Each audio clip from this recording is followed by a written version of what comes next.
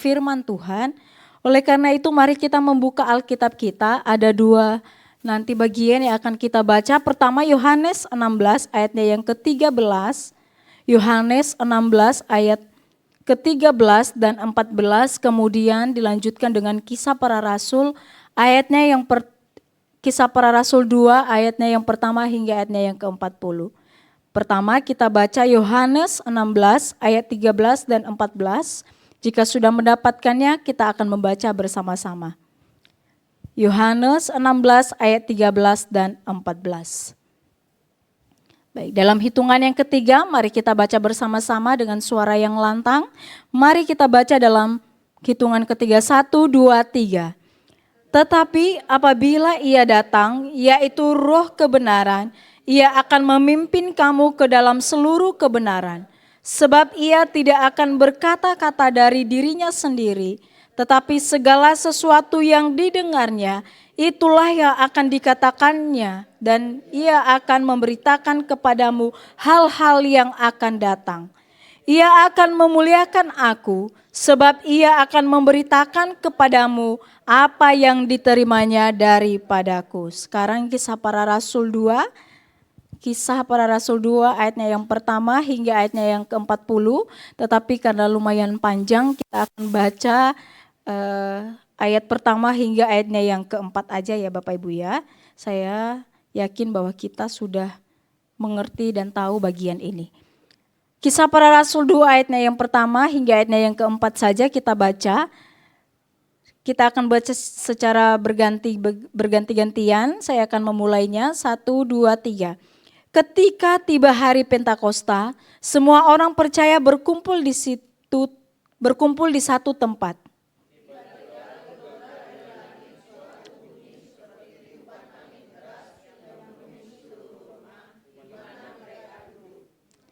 Dan tampaklah kepada mereka lidah-lidah seperti nyala api yang bertebaran dan hinggap pada mereka masing-masing.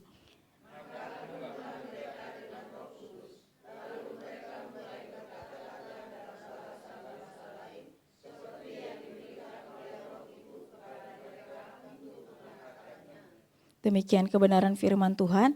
Bapak Ibu yang dikasihi Tuhan, sekali lagi bahwa pada hari ini kita memperingati hari di mana hari Pentakosta, di mana pada saat itu Roh Kudus dicurahkan bagi setiap murid-muridnya. Dan ini adalah kalau kita belajar pada bagian ini adalah janji Kristus yang diberikan kepada siapa? Kepada siapa pada saat itu? Kepada murid-muridnya. Hari Kamis, 10 hari yang lalu tepat pada hari Kamis, kita sudah merayakan dan memperingati akan kenaikan Tuhan Yesus ke surga. Kemudian tepat 10 hari setelah itu Tuhan menyatakan janjinya kepada para murid-muridnya. Bapak Ibu, sebelum kita jauh membahas bagian ini, apa sih yang terlintas di dalam benak kita ketika kita mendengarkan kata Pentakosta? Kira-kira apa yang tersirat di dalam benak kita ketika kita mendengar hari Pentakosta?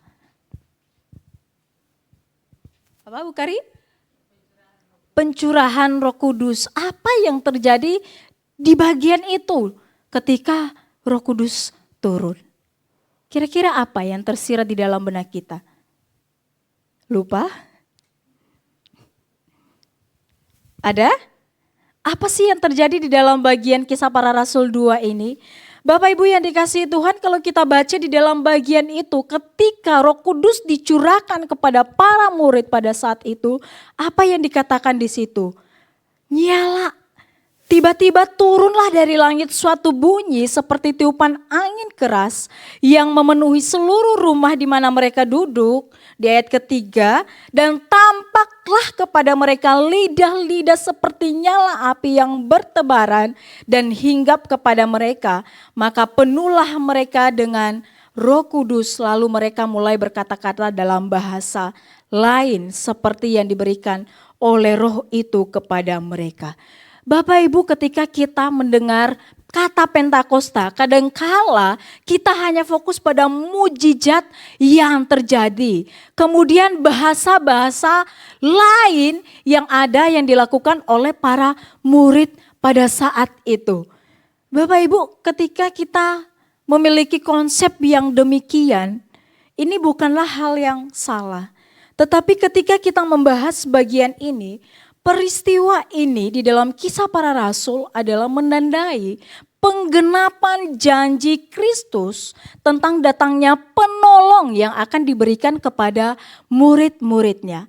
Di dalam Yohanes 16 yang sudah kita baca tadi, itu adalah janji Kristus kepada murid-muridnya sebelum ia naik ke surga. Dan ini sudah digenapi di dalam Kisah Para Rasul 2 yang sudah kita baca. Kalau kita lihat di dalam Kisah Para Rasul 2 ayat 1 sampai 40 itu, bagaimana mereka dikuasai oleh Roh Kudus terhadap murid-murid Kristus pada saat itu. Peristiwa ini sekali lagi menandai penggenapan janji Kristus tentang datangnya penolong, yaitu Roh Kudus yang akan terus menyertai mereka, yang akan memimpin mereka, dan mereka akan diberi kuasa untuk menyatakan Kristus di dalam kehidupan orang banyak. Bapak Ibu, tidak salah jika kita berpikir bahwa mungkin dan pernah kita dengar, bahkan yang kita tahu saat ini, banyak saudara-saudara kita, beberapa gereja, hari Pentakosta itu sangat-sangat mereka kagumi di dalam kehidupan mereka. Bahkan mereka sangat-sangat nantikan. Sehingga mereka juga memohon supaya ada mujizat, supaya ada supaya ada juga bahasa-bahasa lain yang ada di dalam diri mereka. Bapak Ibu, ini tidaklah salah jika kita berpikir demikian. Karena memang itulah yang terjadi di dalam Pentakosta yang dialami oleh murid-muridnya di dalam Kisah Para Rasul 2. Tetapi ketika Roh Kudus datang, itu tidak hanya terjadi di dalam bagian itu. Kita tidak hanya berhenti di dalam bagian itu. Ketika Roh Kudus datang, peristiwa yang luar biasa kita lihat bahwa ada angin keras, ada mujizat, ada lidah-lidah seperti nyala api yang terjadi. Dan para murid pun di situ berkata-kata di dalam bahasa-bahasa lain. Bapak Ibu, kalau kita lihat ketika para murid mengalami hal demikian, ada yang menganggap mereka sangat-sangat terkejut dan terheran-heran dengan apa yang mereka dengarkan dan yang dilakukan oleh para murid.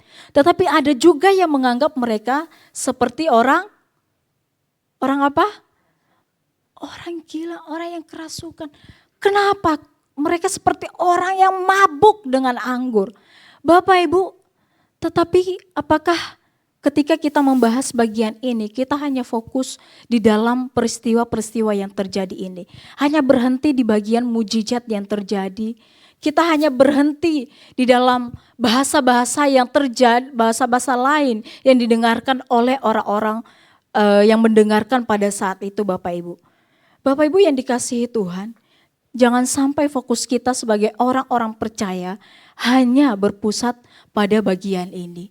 Jangan sampai fokus kita menjadi salah dan kita berpikir bahwa dan yang kita inginkan adalah sensasi rohani di dalam kehidupan kita.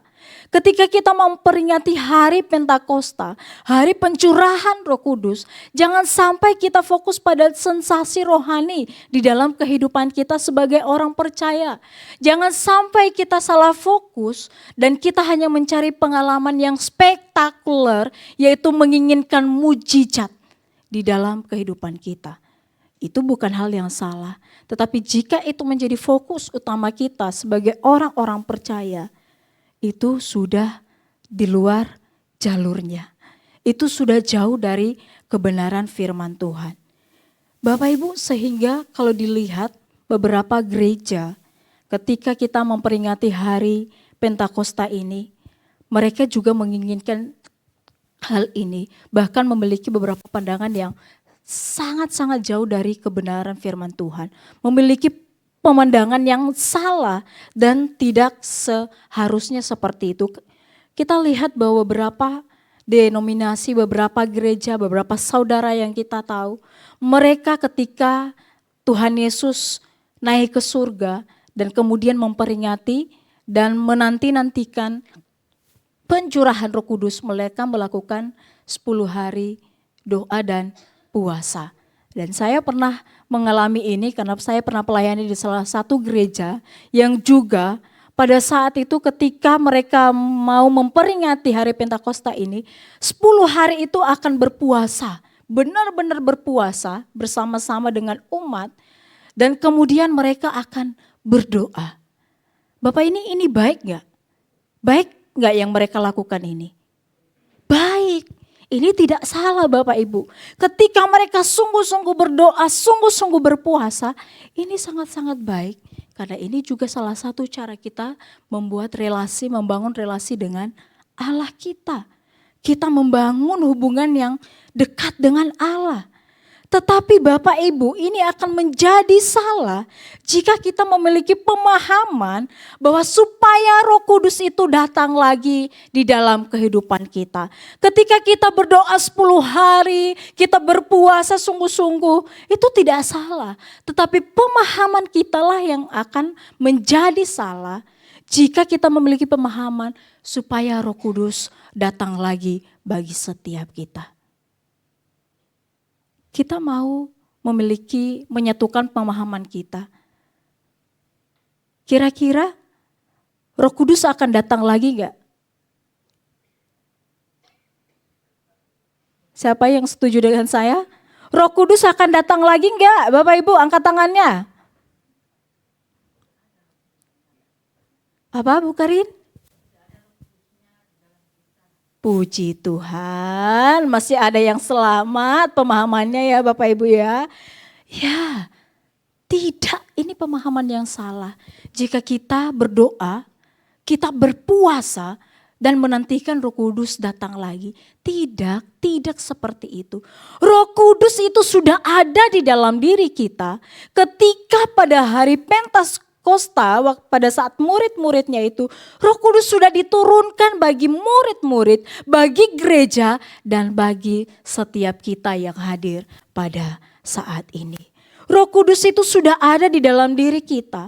Karena secara teologis, sesudah peristiwa Pentakosta, Roh Kudus telah dicurahkan kepada setiap kita, kepada para murid, dan kepada seluruh orang percaya. Sehingga orang percaya saat ini tidak sedang mengulangi peristiwa Kisah Para Rasul 2. Sekali lagi ketika kita memperingati, merayakan hari Pentakosta, kita tidak sedang mengulang peristiwa di dalam Kisah Para Rasul 2. Kalau kita lihat bahwa sampai saat ini tidak ada seperti yang dialami oleh para rasul. Tetapi puji Tuhan jika kita juga mengalami hal itu di dalam kehidupan kita.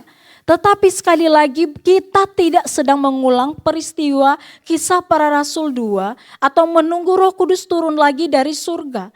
Karena itu sekali lagi gereja sekarang bukan menunggu pencurahan Roh Kudus yang baru, tetapi hidup di dalam kepenuhan dan pimpinan Roh Kudus. Amin.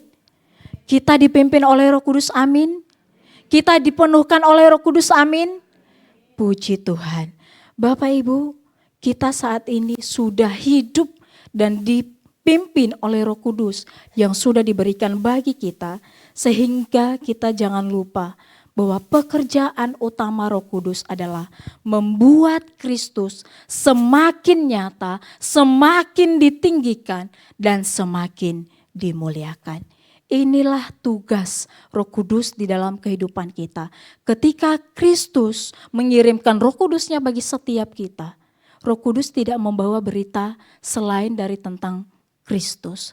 Tetapi ketika Roh Kudus datang ke dunia ini, ketika terjadi pencurahan Roh Kudus, yaitu pekerjaan utamanya adalah memberitakan tentang Kristus itu dan membuat Kristus semakin nyata, Kristus semakin dimuliakan, dan Kristus semakin ditinggikan.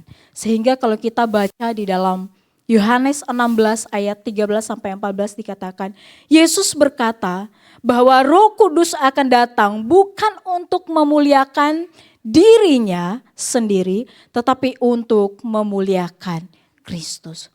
Sekali lagi, bukan untuk memuliakan dirinya, yaitu Roh Kudus, tetapi memuliakan siapa? Memuliakan Kristus. Dan kebenaran ini nyata di dalam Kisah Para Rasul yang sudah kita baca tadi. Apa yang terjadi ketika Roh Kudus datang memenuhi seluruh murid-murid. Apakah mereka menyampaikan berita tentang selain daripada Kristus? Kalau kita lihat dalam ayat-ayat selanjutnya, yaitu si Petrus menyampaikan tentang berita apa? Yaitu tentang Kristus yang disalibkan. Tentang Kristus yang mati bagi mereka. Tentang Kristus yang bangkit dan naik ke surga. Bapak Ibu yang dikasihi Tuhan, sekali lagi bahwa pusatnya adalah tentang Kristus. Sehingga salah satu yang sudah nyata di dalam bagian itu yaitu Petrus. Di dalam khotbahnya, di dalam ayat-ayat selanjutnya dari ayat 1 sampai 40 itu kita melihat bahwa di situ nanti ketika setelah itu mereka diurapi oleh Roh Kudus, si Petrus ini dengan berani menyampaikan tentang Kristus bagi banyak orang pada saat itu. Kristus berkhotbah tentang kebangkitan dan penyaliban, bahkan apa yang dilakukan oleh Kristus di dalam kehidupan mereka.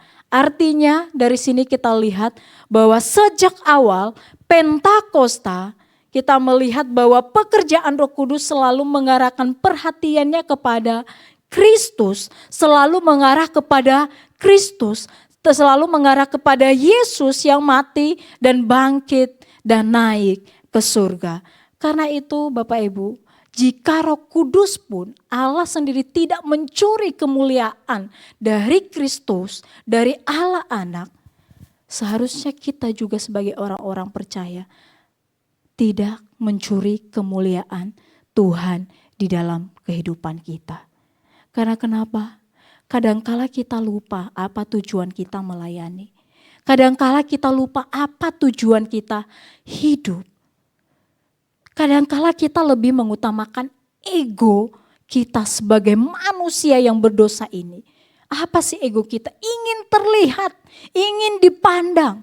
Sehingga pada bagian ini kita diingatkan, jangan sampai kita mencuri kemuliaan Tuhan untuk diri kita sendiri. Tetapi kiranya hidup kita semakin meninggikan Kristus. Kiranya hidup kita yang terlihat adalah Kristus, bukan diri kita sebagai orang-orang percaya. Jemaat yang dikasihi Tuhan, kalau begitu pertanyaannya bagi setiap kita, bagaimana sih Roh Kudus memuliakan Tuhan?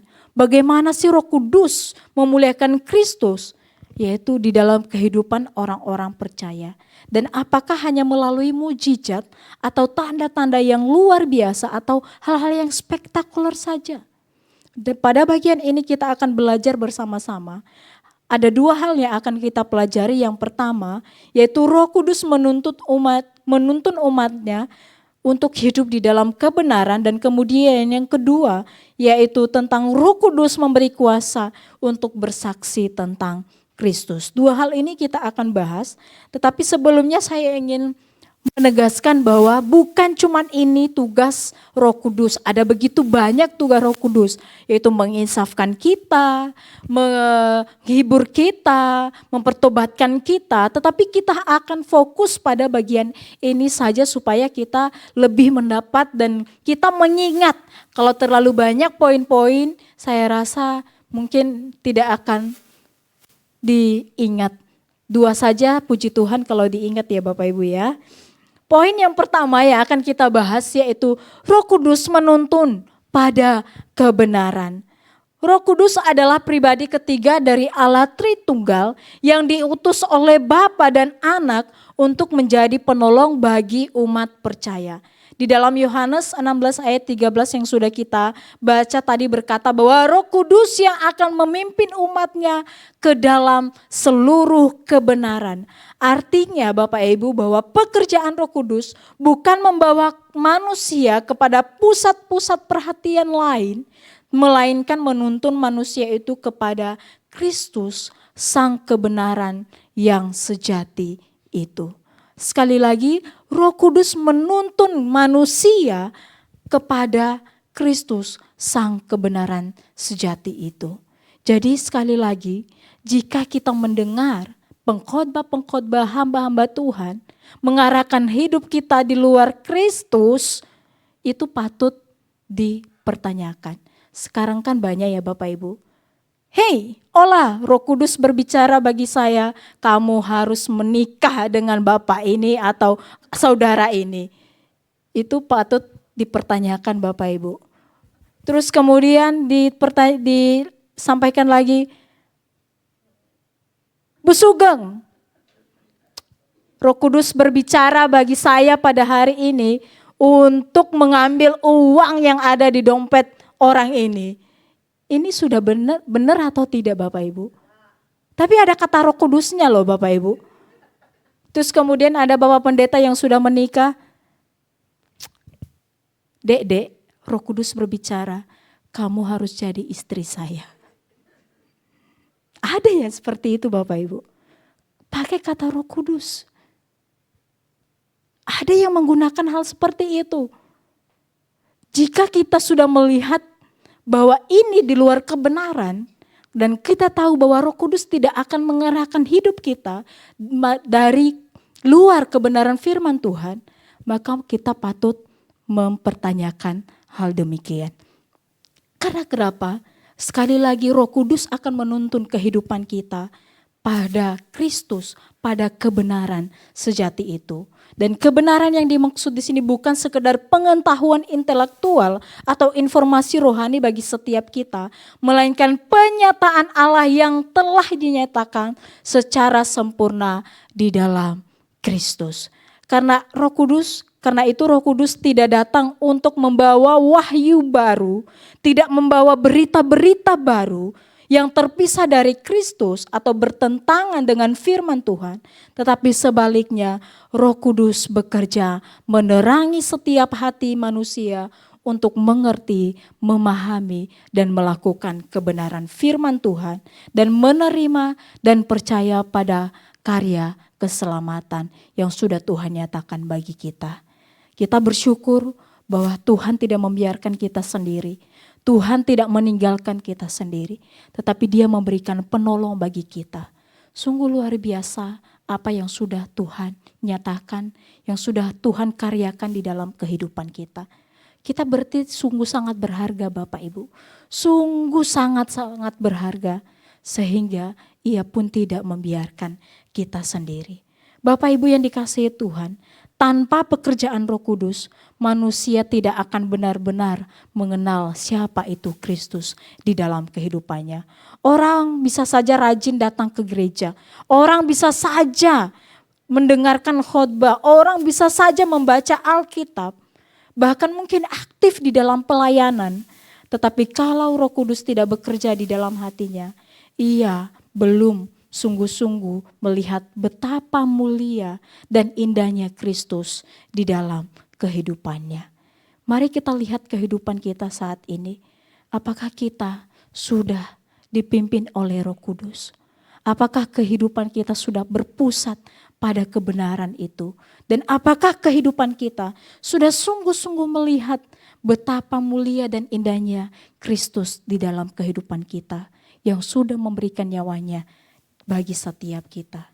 Dan Roh Kuduslah yang membuka hati manusia sehingga akhirnya kita percaya. Sekali lagi ya Bapak Ibu, kita percaya itu karena Roh Kudus yang membuka hati kita, bukan diri kita. Jadi kita sebagai orang-orang percaya, jika kita mengetahui Roh Kuduslah yang membuka hati kita, membuat kita bisa percaya, membuat kita mengasihi dan mengikuti Kristus dengan sungguh-sungguh, itu bukan usaha kita, itu bukan karena kita mampu, tetapi karena Roh Kudus.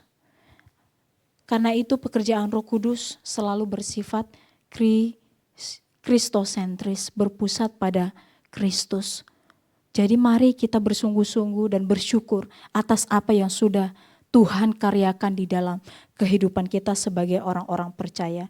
Itulah sebabnya di dalam Kisah Para Rasul 2, sesudah Roh Kudus dicurahkan, pusat pemberitaan Petrus bukan tentang pengalaman spektakuler yang dialami, bukan pengalaman-pengalaman mujizat yang dialami dan dilihat ketika ia bersama-sama dengan Kristus, tetapi melainkan Petrus menyampaikan tentang Yesus yang disalibkan, tentang Yesus yang bangkit dan kemudian naik ke surga. Di dalam khotbah Petrus ia menyampaikan apa yang sudah dilakukan oleh Yesus. Bukan tentang dirinya, tetapi tentang siapa Kristus yang sudah menjadi juru selamat di dalam kehidupannya. Roh Kudus membuat Kristus menjadi pusat pemberitaan gereja. Dan inilah yang menjadi hal terpenting di dalam kehidupan kita, di dalam gereja kita sebagai orang-orang percaya. Karena kenapa Bapak Ibu? Banyak orang-orang yang hanya ingin mencari pengalaman-pengalaman rohani. Banyak orang-orang yang hanya ingin menginginkan hal-hal yang luar biasa terjadi di dalam kehidupannya. Tetapi lupa bahwa sebenarnya pusatnya adalah Kristus di dalam kehidupannya. Oleh karena itu, jika kita dalam kehidupan kita, ketika kita ingin bersaksi, ketika kita ingin menyampaikan sesuatu di dalam kehidupan kita, bahkan menyaksikan tentang Kristus, ketika kita bersaksi bukan tentang diri kita yang kita ceritakan, tetapi yang kita ceritakan adalah tentang siapa? Tuhan, tentang Kristus di dalam kehidupan kita. Tanda seorang dipimpin oleh Roh Kudus bukan pertama seberapa spektakuler pengalaman yang ia alami di dalam kehidupannya. Tetapi orang yang dipimpin oleh Roh Kudus adalah orang yang semakin mencintai kebenaran firman Tuhan. Orang yang semakin membenci akan dosa dan makin rendah hati di dalam kehidupannya. Dan terlebih makin memuliakan Kristus di dalam seluruh kehidupannya. Mari kita melakukan ini di dalam kehidupan kita, di dalam poin pertama ini, yaitu bahwa Roh Kuduslah yang menuntun kehidupan kita sebagai orang-orang percaya untuk semakin membenci dosa, untuk semakin mencintai kebenaran firman Tuhan, dan untuk semakin rendah hati dan juga semakin memuliakan Kristus di dalam kehidupan kita. Dan poin yang kedua yang kita bahas, yaitu Roh Kudus memberi kuasa untuk bersaksi, yaitu tentang Kristus di dalam kehidupan kita. Sehingga kalau kita pernah dengar kata hamba-hamba Tuhan atau mungkin dalam beberapa khotbah, udah sampaikan Injil itu, beritakan kebenaran firman itu.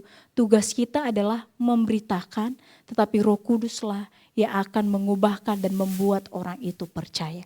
Sekali lagi bahwa tugas kita adalah memberitakan. Dan kuasa Roh Kuduslah yang akan memampukan orang itu. Dan kuasa Roh Kudus juga akan memampukan kita untuk bisa menyampaikan tentang Injil itu, tentang kebenaran itu. Di dalam Kisah Para Rasul 2 kita melihat perubahan yang begitu besar yang dialami oleh para murid-murid Bapak Ibu. Mereka yang sebelumnya kalau kita lihat hanyalah orang-orang biasa. Mereka dari latar belakang yang berbeda. Dan kita melihat bahwa mereka juga penuh dengan keterbatasan, penuh dengan kelemahan. Bahkan ketika Kristus ditangkap, ketika Kristus disalibkan, apa yang terjadi kepada para murid pada saat itu? Mereka takut, mereka gelisah.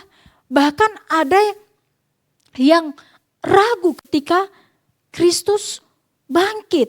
Si Thomas, ia ragu apakah itu Kristus. Bahkan si Petrus yang kita tahu dekat dengan Kristus, apa yang ia lakukan ketika Yesus ditangkap? Ia menyangkal Yesus. Tetapi apa yang dialami oleh para murid-murid sebelumnya, mereka dipakai dengan luar biasa untuk memberitakan Kristus. Ketika Kristus menyampaikan bahwa aku tidak akan meninggalkan kalian sendirian, ia akan memberikan penolong, dia akan memberikan kuasa bagi para murid, yaitu melalui Roh Kudus yang memampukan mereka untuk menyatakan kebenaran itu. Dengan lantang mereka menyampaikan siapa Kristus yang sudah mati di atas kayu salib dan kemudian bangkit dan naik ke surga. Bapak Ibu, dari sini kita belajar bahwa Tuhan bisa memakai siapa saja untuk pekerjaannya. Tuhan bisa memakai dan memilih siapa saja untuk menyatakan pekerjaannya di dalam kehidupan orang-orang percaya.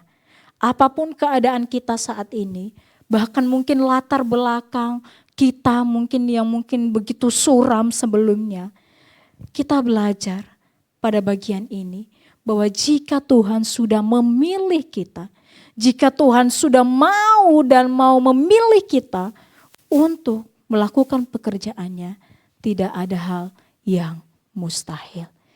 Jadi jangan sampai kita berpikir dan kita minder dan malu dengan keadaan kita. Mungkin ada di antara kita, aduh pengalamanku sebelumnya jangan-jangan jadi batu sandungan. Aduh aku sebelumnya jauh daripada Tuhan, bahkan hidupku begitu bobrok. Aduh tapi aku tidak bisa apa-apa. Bapak Ibu yang dikasihi Tuhan, kita tidak perlu memiliki konsep yang demikian. Karena kenapa?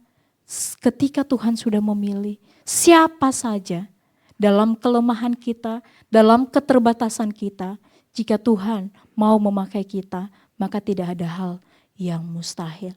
Dan kita bersyukur jika Tuhan melibatkan kita di dalam pekerjaannya. Kita bersyukur bahwa sampai saat ini kita masih bisa melayani Tuhan. Ini adalah kesempatan yang begitu berharga bagi setiap kita untuk terus menjadi saksi menjadi saksi Kristus di tengah dunia ini. Karena Roh Kuduslah yang akan memampukan kita dan memberi kuasa bagi kita untuk menjadi saksi-saksi Kristus yang hidup di tengah dunia ini.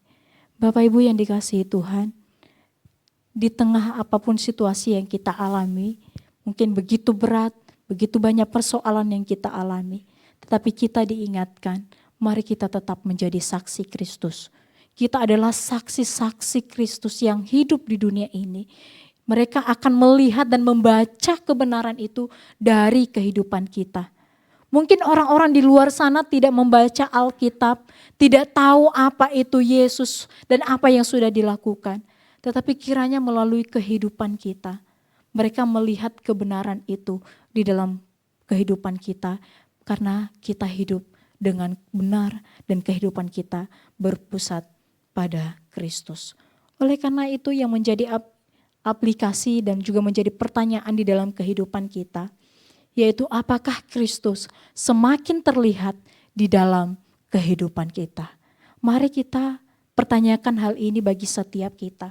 Dalam pekerjaan kita, dalam rumah tangga kita, bahkan dalam pelayanan kita, siapa yang terlihat? Apakah kita, siapa yang kita pentingkan? Ego kita kah? Atau Kristus itu di dalam kehidupan kita? Sebab pekerjaan Roh Kudus yang sejati bukan membuat seseorang sibuk meninggikan diri. Bukan untuk mencari pengakuan atau merasa paling rohani. Tetapi Roh Kudus justru membuat seseorang semakin rendah hati. Dan Kristuslah yang semakin ditinggikan. Dan yang kedua yaitu gereja dipanggil untuk tetap berpusat pada Injil. Kenapa Bapak Ibu? Banyak gereja-gereja sekarang yang mencari hal-hal yang spektakuler. Banyak gereja sekarang fokusnya bukan tentang Kristus, tetapi bagaimana followers, bagaimana pengikut-pengikut di IG banyak dan juga banyak yang nge-like video-video di YouTube.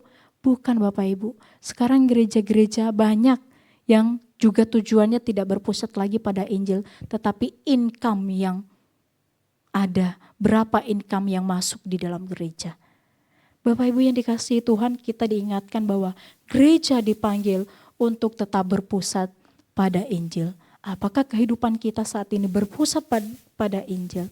Karena di hari Pentakosta ini mengingatkan kita bahwa pusat gereja bukan untuk mencari sensasi, bukan untuk mencari hal-hal yang viral dan untuk memberikan hiburan semata bagi manusia, melainkan tentang Kristus yang disalibkan dan bangkit dan juga naik ke surga.